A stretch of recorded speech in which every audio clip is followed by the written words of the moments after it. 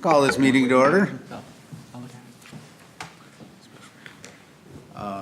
Bailey, can we get a roll call first? Councilmember Backus. Here. Councilmember Bain. Councilmember Husnick. Here. Councilmember Eigner. Here. Mayor Winnick. Here, I'll ask everybody to rise for Pledge of Allegiance. I pledge allegiance to the flag of the United States of America and to the republic for which it stands, one nation, under God, indivisible, with liberty and justice for all.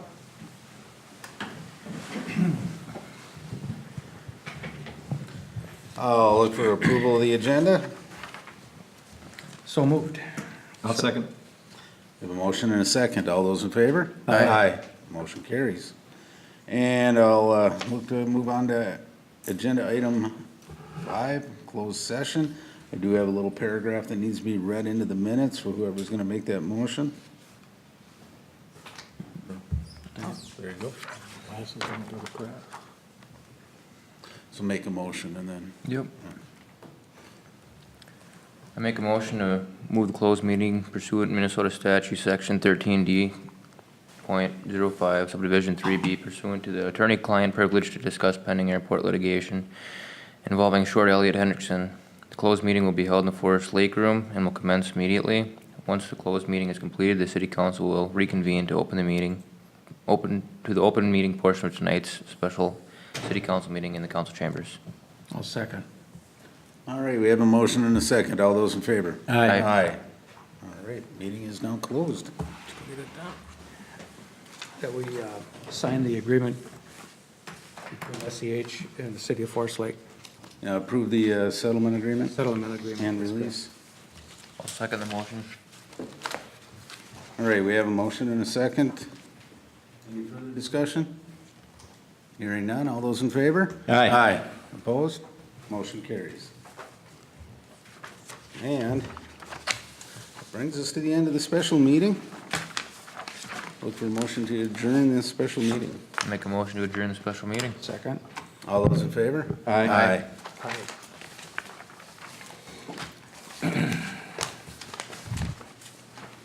And now we open up the council workshop. Call this meeting to order. I guess we need another roll call, Bailey? Sure. Councilmember Backus. Still here? Councilmember Husnick. Here. Councilmember Eigner. Here. And Mayor Winnick. Here. And we'll ask everyone to do the Pledge of Allegiance. I pledge allegiance to the flag of the United States of America and to the republic for which it stands, one nation, under God, indivisible, with liberty and justice for all.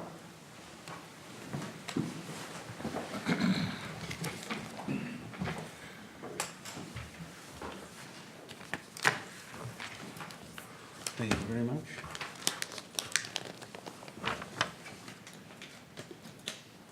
Kathleen, open forum?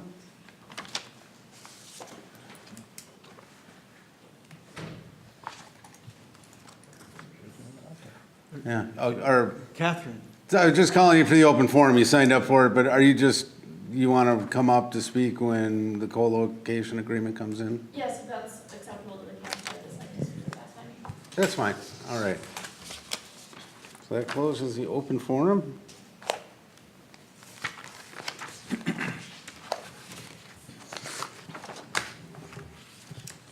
Bailey, do you want to take us into the fee schedule?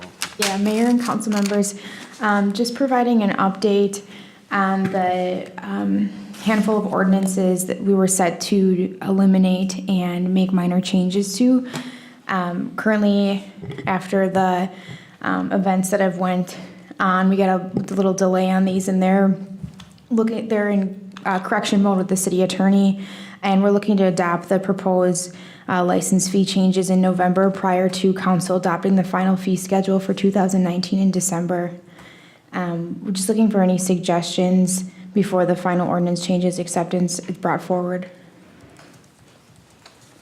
Or if these are the final ones. Attached in your packet too is a list of the license fees currently with the city of Forest Lake.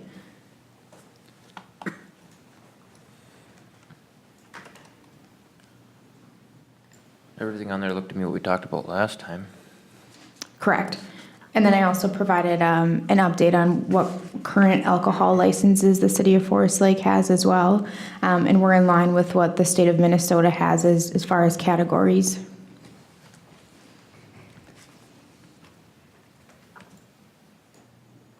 So, investigation fee is paid for in addition to a license fee? Correct. That's a one-time fee just for the background check of if a new business or a new owner would take over the business, as our licenses are non-transferable. Okay.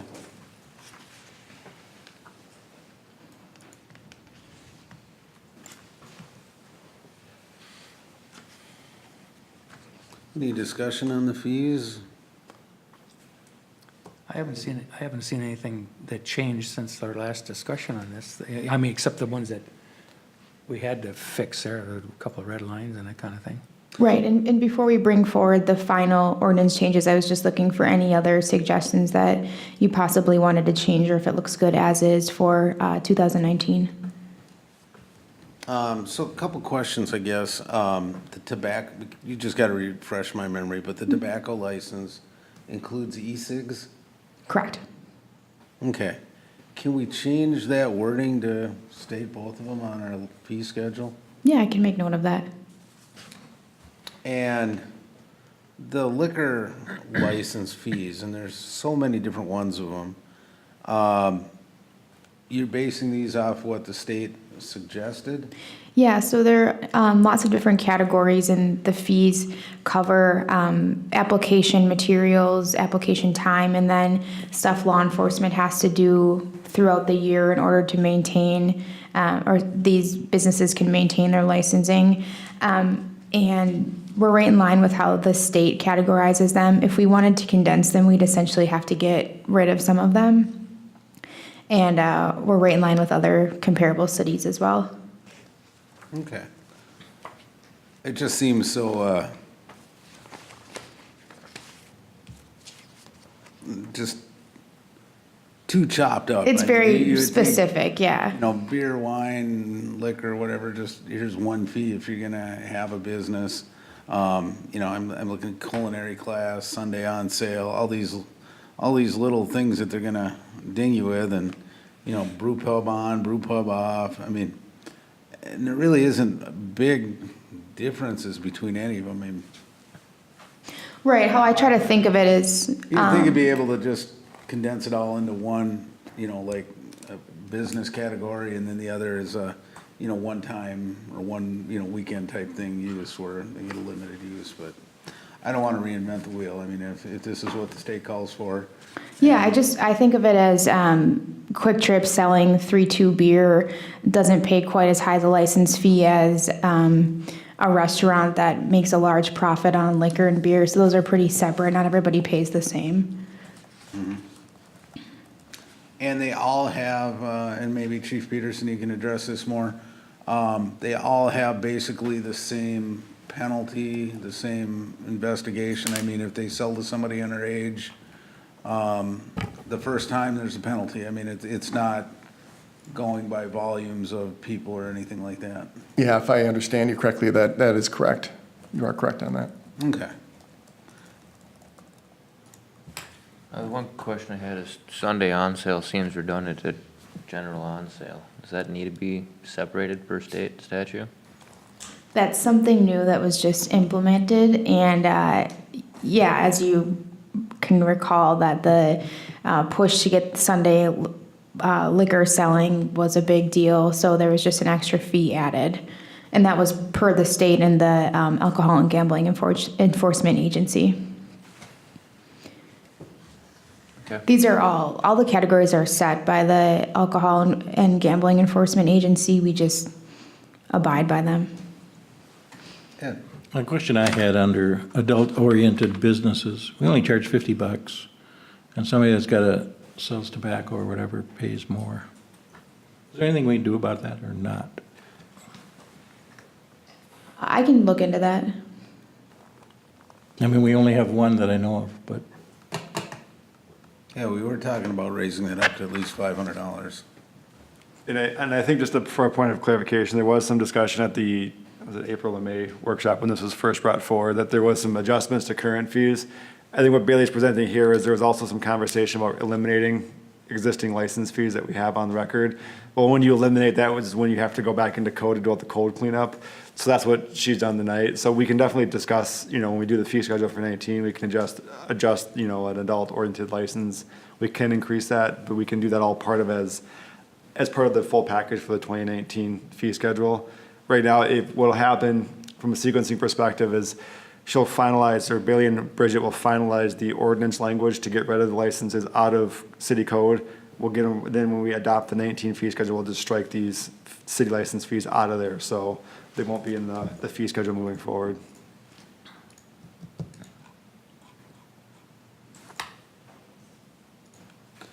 Any other discussion?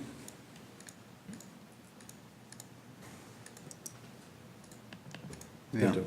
I guess the Sunday on sale would probably be I'm glad you brought that up, but, I mean, for our business owners that are paying $3,000 a year already, I don't see why we would want to charge them more.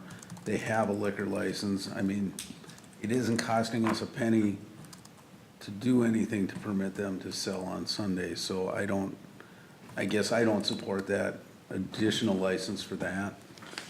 Again, I believe that's a state required one. I can double check that, but I think that's on the state form. Yeah, because to mention it, Ben, I agree with you.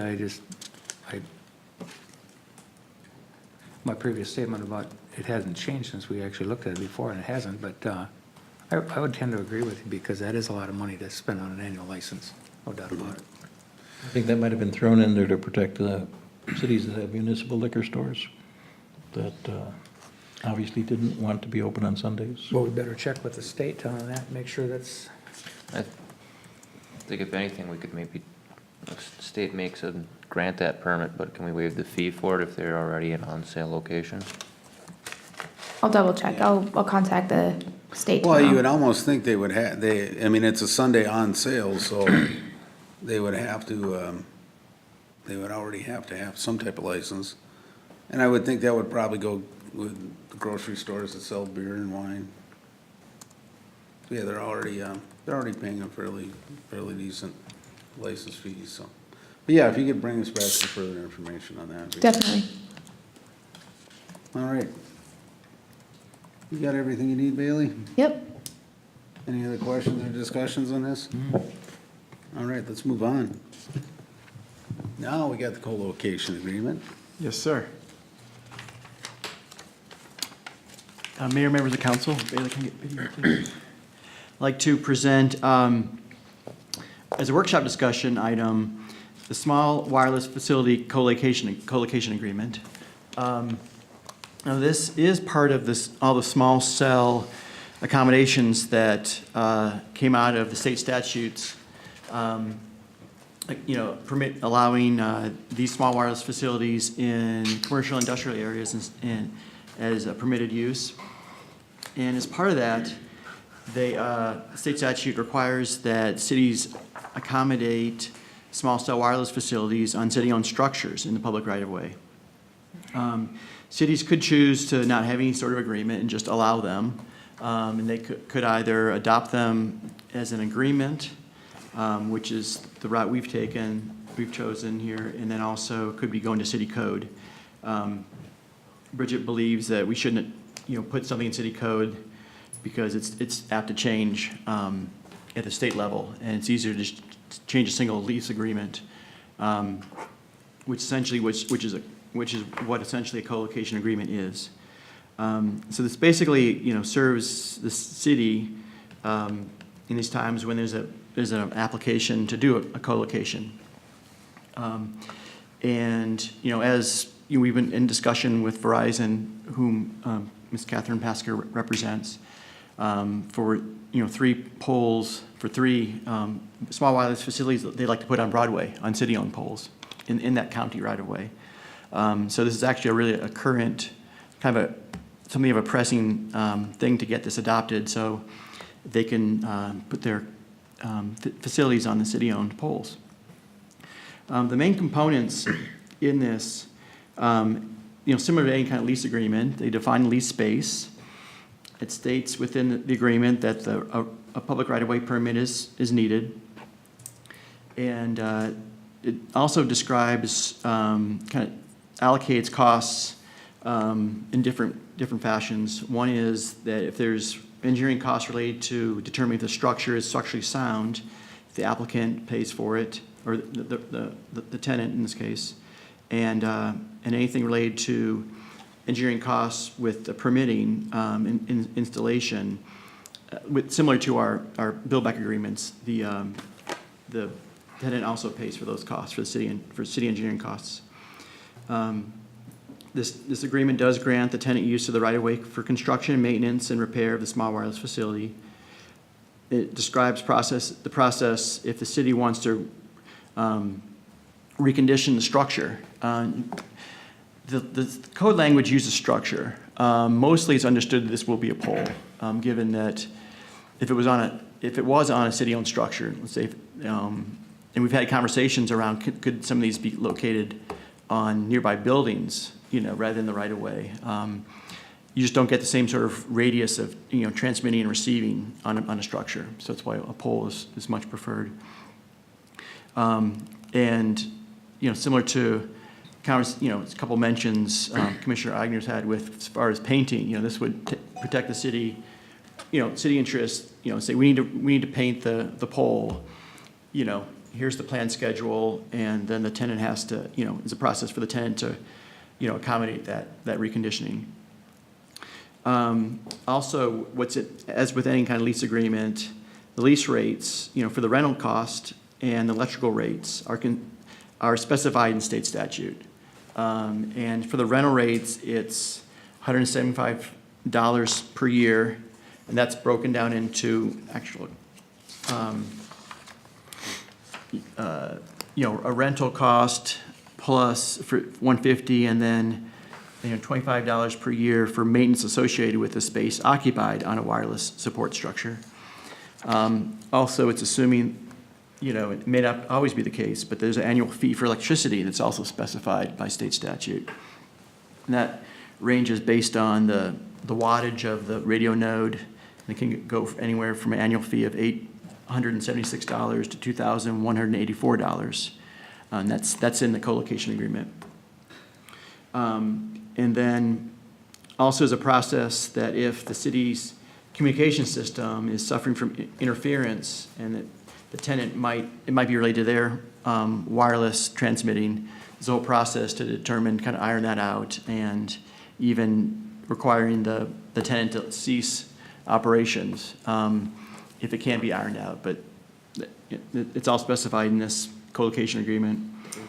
And then also, My keys are out there, so. Similar to all rental agreements, there's provisions for indemnification, insurance, default, removal of equipment after lease term, et cetera. And then finally, and what adds about 8 pages to this whole agreement is there's a supplement for information related to the specific co-location site, the actual premises. And so, staff would like to have some, basically some discussion and then kind of hopefully some agreement on these basic, lease provisions, so we can take this to have a formal council adoption. But I'm happy to take any questions from council now. I only got, I believe, 2. We just got done painting those poles. So when these new ones come in, they'll be, I assume, painted to match? Correct. I think you brought up a good point that it seems to me especially with these are meant to be on generally right now, wireless facilities are on shorter poles, and you can only go so high in the right of way according to our rules, but in state statute. But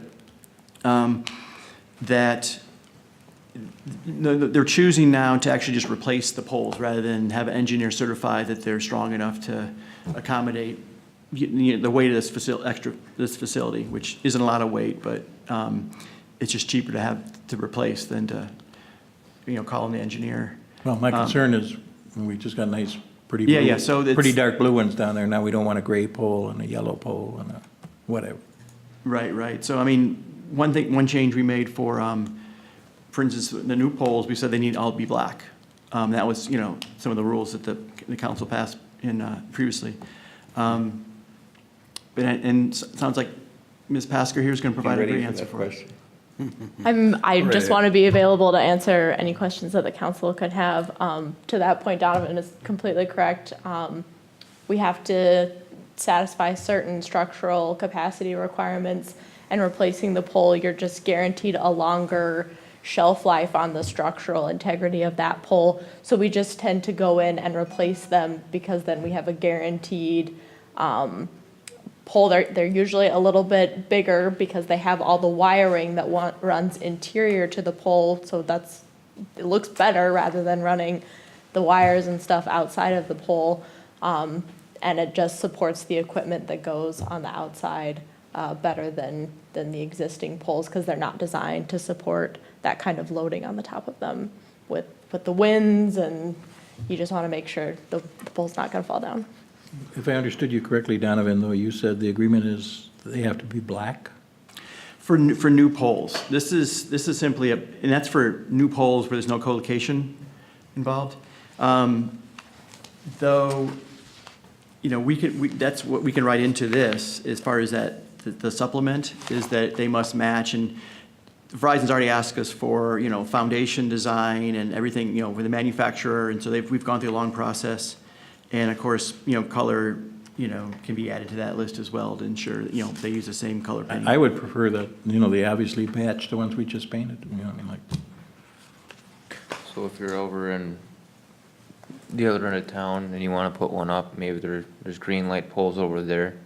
Just include the agreement that they're black unless otherwise there's matching poles somewhere that has to be done. There's other subdivisions that might have different colored poles. Just make sure they're matching of, Yeah, consistent. Certainly. any of the utility poles in their area. Yeah, these are on city-owned poles, and the city owns very few light poles, I actually. think the only ones we have are blue, right? That's my understanding. Unless we have some The wood ones on ones out, 11th unless we have some Avenue wood ones out Bridge there. are blue, are they? Yeah, so, Are there any on Headwaters? the city doesn't own any poles out there. But if they're gonna put a new, are there light poles out there that are ours or not? I don't recall. We have Cobras at the roundabout, so up and over, and then just your traditional lighting along the roadways in the subdivisions, and those are all black. Okay. So the default of black satisfies that? I would just say you have to match wherever you're putting them. Yep. So we have blue poles on County Road 32 or 11th Avenue there, and then Broadway and Lake Streets, and in Lakeside Memorial Park. Okay. And then city chose to have green stoplight poles on 97 at 2 intersections. All right. We spent a lot of time on this. I want to do something to help facilitate getting new technology into our community. So is there anything else you'd like to see? Is there anything you object to in this agreement? Well, mayors, members of the council, as Donovan introduced me briefly, my name is Catherine Pasker. I'm an attorney at Moss & Barnett here on behalf of Verizon Wireless. Fortunately, I had a little bit of an opportunity to review the co-location agreement and submitted some revisions to Bridget prior to this meeting. She had an opportunity to look over those and didn't have any objections really, and I provided those to her in red line form. A lot of them are just kind of minor changes regarding the scope of the agreement or the city's intentions regarding electrical reimbursement. So I think with agreement kind of on those issues, I don't think I need to discuss those in depth. But I'm happy to answer any questions about how this agreement works. You can kind of think of it as a hub and spoke kind of process. You have the co-location agreement with the 20 pages of terms and how it's all going to work out that governs all the sites, but then each individual site will have its own separate short agreement that's just basically we're incorporating all of the terms of the co-location agreement. This is when this agreement is effective. Here are some lease exhibits showing what the site is going to look like, and that gets signed. And so it's not recreating the wheel every single site. You just function according to that that longer master agreement. In terms of the pole matching issue, we really go with the direction from staff when we submit, they're called supplements, to get those approved by the city. Cities change what kind of paint they're using, they change what kind of design of the pole they're envisioning. So we go through that as more of an informal process, and the city will have construction drawings showing what we plan to install, and we're pretty receptive to feedback on how that is all supposed to work. I mean, we're also limited by what manufacturers can provide. We're not a pole manufacturer. We usually, I think Miller Burnt provides most of the poles in this state, so we have to kind of be able to work with them and what they can provide, but we try and be as flexible as we absolutely can. How is the electrical usage measured? So all of these radios, I think most of them are manufactured by Ericsson, if that's a name familiar to you. They all come with kind of advertising material, or at least an outline of what kind of power output they emit according to that manufactured style of radio. And that's part of the And specifications. 24/7 usage, not? It is. Okay. So we figure out what kind of radio we're using, we figure out what the manufacturer says in terms of power output. We go, okay, according to that, if it's less than 100 watts, we pay $876 a year. If it's more than 100 watts, we pay $2184 a year. And according at least to our calculations, that's really in excess of what that actual electrical cost is. For the issue is that it's not operating 24 hours a day every single day. So it's more of a high bar rather than actual. Gotcha. All right. So I guess one last question is, what if Public Works is out there plowing and they clip that pole, knock it down, and just, well, we gotta pay for the pole, but are we on the hook for the equipment that's up there, or is that the owners?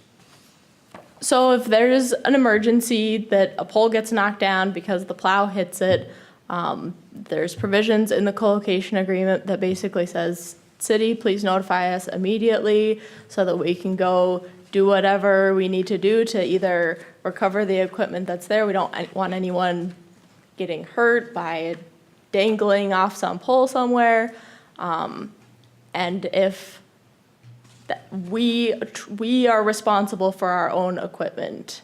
The insurance provisions in the agreement basically say, if your stuff gets damaged, you have to repair it yourself. Okay, all right, that's what I was asking, was are we on the, if we accidentally damage that equipment, we as the city, are we as the city responsible for it? But you are responsible for repairing it, even if it's accidentally damaged by us or someone else. With respect to our own personal property, yes. Correct. All right, thank you. Any further questions? Quick question about the install process. So downtown, you'll be putting in, small tower there. All these have to be hardwired fiber, is that correct? So you guys have to run your own utilities to them? There's not already lines in the ground, or are these repeaters, so to speak, whether it's all radio in, radio out? So the agreement at least is designed for us to be able, well, some sites are different, electrical lines aren't always where we need them to be, but if electricity is available at that pole, which will usually be the case because these poles are light poles, then we will use the electrical lines that are the city's essentially, and we just paid the city money for the electrical usage at that site. But you're correct that there is a fiber optic line that also has to run to the pole that is done through a contractor. It's a third party that runs that line and will draw the permits to install that fiber optic line. And they're actively locating all those too, I assume? So if a utility locate comes in and go for one call that needs excavation, Oh, absolutely. those are included? Included in, That's the law. I don't know if it's a new law, so I wanna make sure that was No, that's a law. included as far as you guys are getting tipped off anytime there's a go for one call, especially for every one of your small cell locations? So we work with the contractor to say, hey, we want to put up a site right here, please go install this fiber optic, and we pay them some money, and they go Yep. do the construction work and pull the permits and do the go for one call and all of those steps in Correct. order to install that.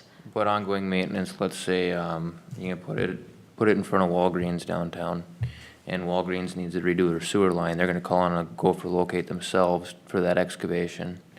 Is Verizon already teed up and ready to have, locators come out and locate that fiber optic line that they installed to their, tower? Oh, absolutely. It's just part of the ongoing maintenance. Every right-of-way user that has lines in the ground has to comply with go for one call, which is why we have to provide mapping and other utility coordination with the city, in order for everyone to know where the lines are gonna be in the right-of-way. We can't just install and then walk away. All right. No other questions? One more. Go ahead, Ed. I guess, the consumers out there, what benefit are they gonna see, if any? So this is really a very localized capacity issue of people using their devices in a completely different way. The demand for data has completely exploded and will continue to completely explode for a while yet. And it's trying to address that huge need for data in an increasingly confined and congested wireless area, in terms of the big tall towers, the macro installations. They just can't handle all of the traffic that they need to handle. So this solution, the small wireless facility solution, is designed to take off some of that demand, in order for those devices, and particularly with the rollout of 5G in the next few years, to be able to address this new kind of technology that isn't big towers from a long distance. It's a very localized infrastructure in order to handle all of the traffic from all of our devices, because I think the average household owns I think 6 was a recent story I heard, and it's only increasing. All right, thank you. All right, I think we got a consensus in, we're gonna approve it, and everything you need, Donovan?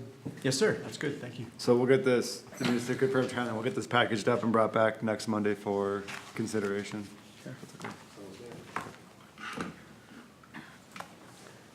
All right, we'll move on to the CPSM update. Chief or Dan? So, just to kind of go through, what we're gonna go through tonight is I'll kind of go through the presentation that I have, which is again, it's kind of an updated presentation as to what was given back in April to council. And then after that, there'll be opportunity for Chief Pearson to kind of fill in any of the details, like, the more granular level details. I'm gonna kind of take the 20,000-foot view. He'll be able here to ask any questions on the specifics of the study, where we are, with implementation of the different aspects of the study. Just to give a little bit of report background, back in July of last year, the CPSM was hired at the request of the city council. The study was initiated to provide feedback and recommendations on the City of Forest Lake Police Department's operations. When we looked at CPSM, there were 3 specific areas that the study was going to focus on. The first one was working relationships, the second one was stakeholder communications, and the third one was the long-term financial sustainability of the department. The cost of the study was originally estimated to be $46,800, but that did not include travel costs for the consultants to come out and perform the work on site. We had the update back in April. We did not have the final invoice paid. We've since paid the final invoice. The total cost of the study was $48,254.17. That's inclusive of all of the travel costs as well as the original bid there. So it was $48,254 was the cost of the study. When we got this study back, it was distributed to the city council on April 9th. And we look at the report, it gave 60 recommendations on how to improve operations within the department. What staff did was kind of look at those 60 recommendations and kind of broke them down into 5 different categories. The first category was recommendations that had already been completed at the time of the study's release. The next category was recommendations that were in process for moving towards completions. Then kind of the next tier was the next steps, which are going to be done after the in-process ones were completed. Then we also looked at future investments. These ones typically had some costs associated with them, so they're investments to be made at a future date in the department. And the last category was kind of the longer range investments. Again, there was a cost associated with implementing some of the longer range ones. We kind of put those ones out in that long range investment category. This is where the bulk of the update is going to happen tonight. So when we looked back in April, on the complete side of it, we had 17 recommendations that had been completed in April of 2018. Since April, from April until now, that number has changed from 17 to 29. So we've completed an additional 12 recommendations from out of the study. The in-process ones, back in April, was sitting at 15. We currently have 12 of those that are currently in process, so 3 of those have been completed in there. And some of this, and correct me if I'm wrong, Chief, some of these may have shifted from, like, the next step, maybe down to an in-process, or future investment kind of shifted down, correct? Yeah, that is correct. Yep. So the next steps, we looked at those back in April. We had 3 recommendations that were kind of in that next step category, next in line after the in-process one are completed. We had 3 currently sitting in that category in April, and now we're currently sitting at 2. On the future investments, these were the recommendations that would improve operations that require additional investments to be accomplished. We took the initial presentation back in April. 10 were in that category, and that's currently at 7. And on the long-range investments, we came up with 15 back in April, and currently those are 9. And not to put you on the spot, Chief, but is it possible for you to just kind of give a little bit of enlightenment to those 2 numbers there? Which 2 for the? The future investments and the long-range investments, just to kind of what precipitated some of those movements and those figures. I'd have to go through this a little bit more And I think thoroughly, because I just moved them from the ones that were completed to ones that were, future investments without seriously going through this thing for hours, because you almost have to be able to understand it fully. Some of the major implementations that occurred between April and today is the record management system that was rolled out by Washington County. And that impacted quite a few things that the study actually recommended, even though they knew at the time that it was going to be rolling out in the future. Some of the future investments and long-range investments are definitely recommendations that would require the city council to discuss and decide if they want to invest in a way with, some of these things would cost money, just to put it bluntly. Some of them do require funding.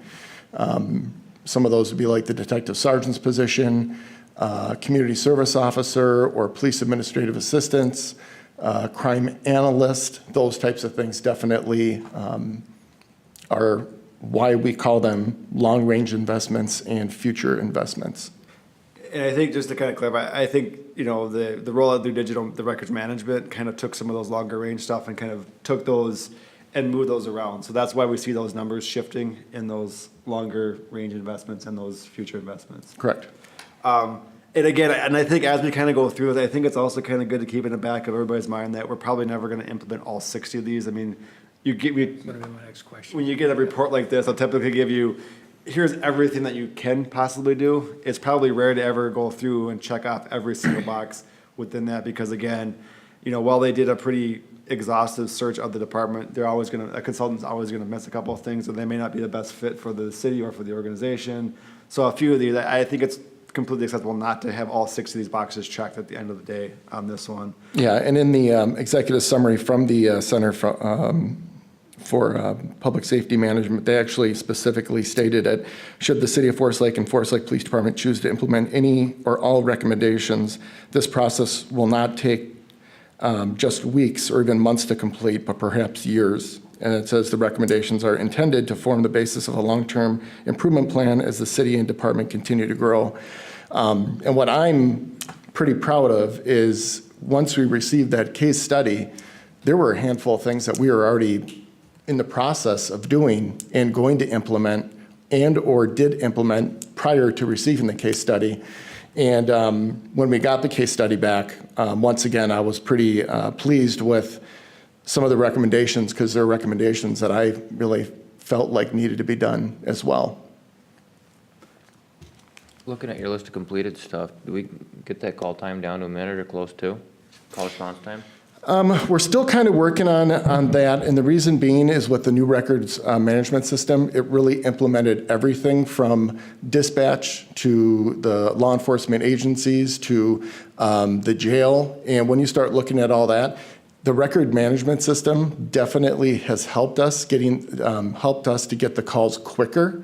But I do not have, at least it feels that way in talking to our officers. They feel like it has helped in that aspect, but I don't have any,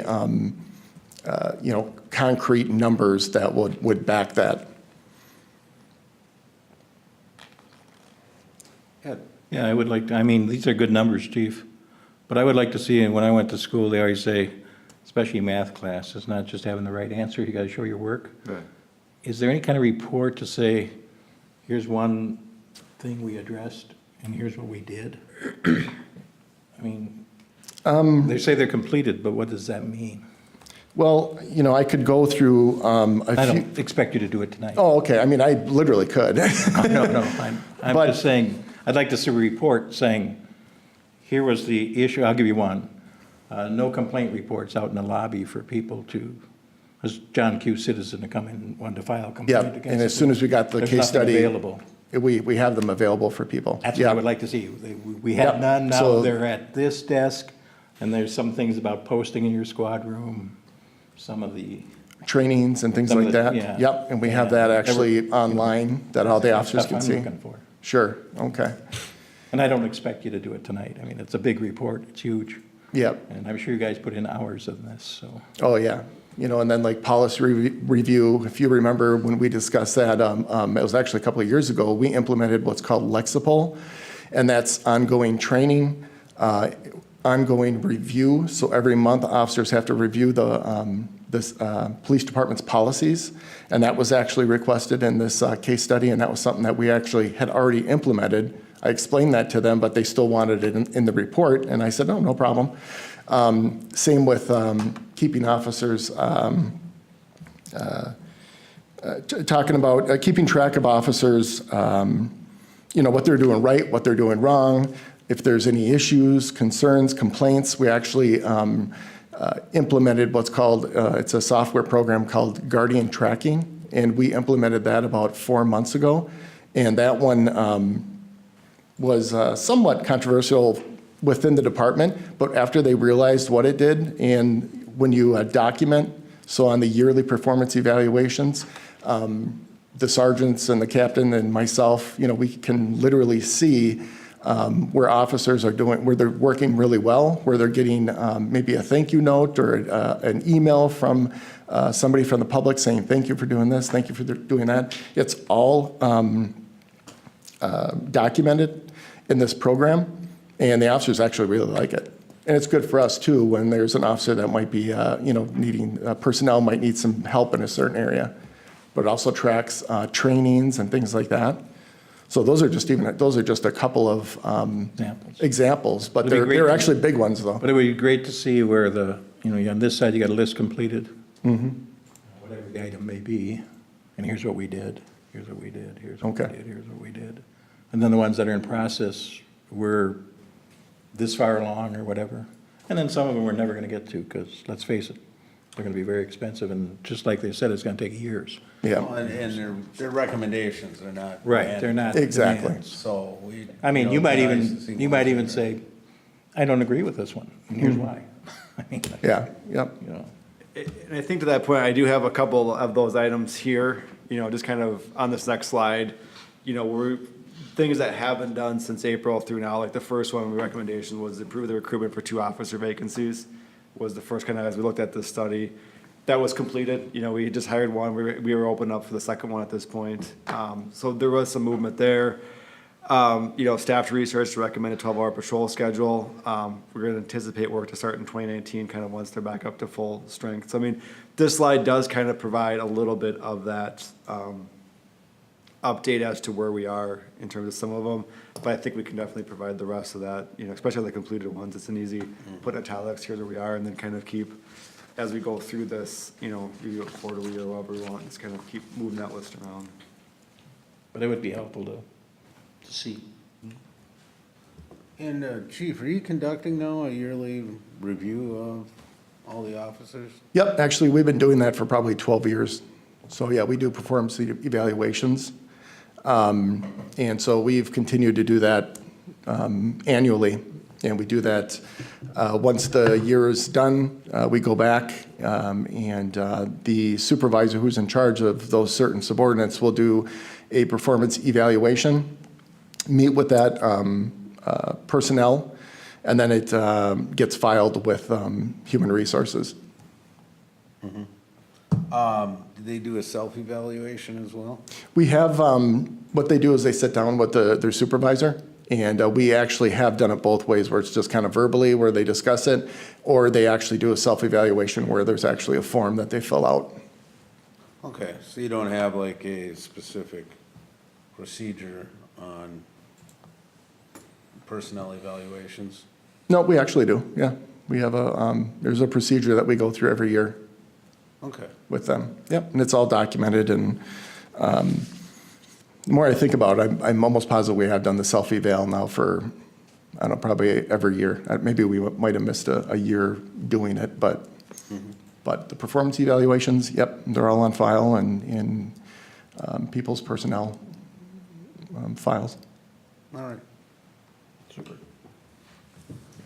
Any other questions for the chief? No, all I know is it was a long read. So like. Well, it's a tough read, I mean, it was, especially if you get into this. Yeah. Well, they had a lot of filler in there. They explained it, and then they put it in a graph, explain it, put it in a graph. There was a lot of data analysis, like the back third of that was all A going. lot of it was fluff, That's the kind of stuff you're gonna snooze when you're reading through it. but there were some good things in there. Yeah, absolutely. I think it was a really valuable report. That's why for $48,000, I don't want to let it just get stuck in a corner somewhere. Yeah, well, it just kind of reinforced my So, Chief. faith in you guys. That's the way I look at this thing, so. Thank you. Chief, you're gonna then document what's been done and. Yeah, where you're going yeah. with it? Some of them, if you'll, read, when it said, implement, I don't know exactly where it is, but, implement a property room and evidence room manual so officers can see. And then when it's completed, we implemented the manual. So, to say, get in depth on that one would be a little bit more difficult compared to, like you had mentioned, captain reviewing policies annually and upgrading them, or updating them annually. We've been doing that for quite a few years, but the study recommended that as well. But that's what we do. The captain reviews it every year. 5, 6, 10, well, I shouldn't say that, probably before I became chief, they weren't being updated annually. It was probably, every 4 or 5 years. And they just reiterated that we continue to do that annually and/or when needed, when the League of Minnesota Cities might update a policy and throw it out to all cities saying that we should really update, all cities should update that policy. And make sure we review it. So I can do that and also put down, with the tracking for employee review and things like that, the Guardian tracking, I can explain that to you and have it in writing for you. And when I read through that thing, a lot of the things, if you read between the lines, you guys were doing them, but they weren't being documented. Yep. So I guess it would say, we were doing this wasn't being documented, but now. It is being documented. Sure, yep, And who gets the document? I mean, depending who it affects, sure. Like the procedure manuals, whether it's for the property room or some others, we're not developing those from the ground up, right? We're just using an approved manual through. Yeah, what it is, Jess Ricchini is our evidence room tech. She's one of our police administrative assistants, but that's one of her responsibilities. So she goes to annual trainings for property and evidence room. Believe it or not, there's actually conferences and things like that for that, which is good. But you're right, she isn't reinventing the wheel. She goes there, she sees what's working, what's not working, and she brings back, a manual, how to, it's already in place, and then just kind of mold it to make it work for our police department. Sounds good. Any other questions for the chief? No, I'd just like to keep moving. I mean, there's some good recommendations in there, and like I said, some we probably never get to for either lack of money or we don't agree with them. The chief doesn't agree with them, maybe. But there's a lot of good things in there. Yeah, and that's why, we come forward, we try to do it on a regular basis, a couple of times a year at least, to say, this is where we were, this is where we are now, this is some of the recommendations that, I may have for you. And if there's, interest in it, that's when we have a good discussion, and maybe we discuss it, and if we want to try something, go in a different direction, we can. If not, it's okay. But that's what I like to do, and it's been a pleasure working with you and working through this and the case study. Good. All right.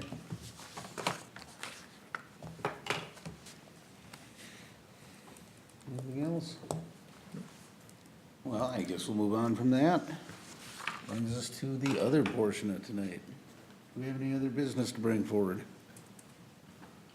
Bridget left, I had a question about the bus lane. Yeah, I was just gonna, I had a couple updates I was gonna give the council, and that was one of them. So, on the bus lane update, so what we're doing right now is we're getting the meeting set up. But before we did the meeting set up, we wanted to reach out to make sure all of our documents were in order, because we wanted that meeting to be productive and not just hold the meeting for the sake of a meeting, to basically have that start a secondary meeting. So I've talked to Bridget, kind of asked what she requests, so we're gonna go out and compile those documents once we get everything, so we at least have, when everybody's in the room, we can at least have a productive conversation. We're not just kind of saying, well, I think there's a document that exists out in the ether that explains this, because I think those documents, those previous conversations are definitely gonna help guide that conversation during that meeting. So I've had numerous conversations with Bridget and Ryan just kind of about the process for that, so that is an active conversations. Once the documents are assembled, we will get that meeting scheduled and move forward. And then based off that meeting, we'll have the next steps in place. So very much an active discussion at the staff level at this point. all right, sounds good. Anything else to bring forward tonight? If not, hope for a motion. I'll make a motion to adjourn the meeting. I'll second that motion. All right, a motion and a second. All those in favor? Aye. Aye. Meeting adjourned.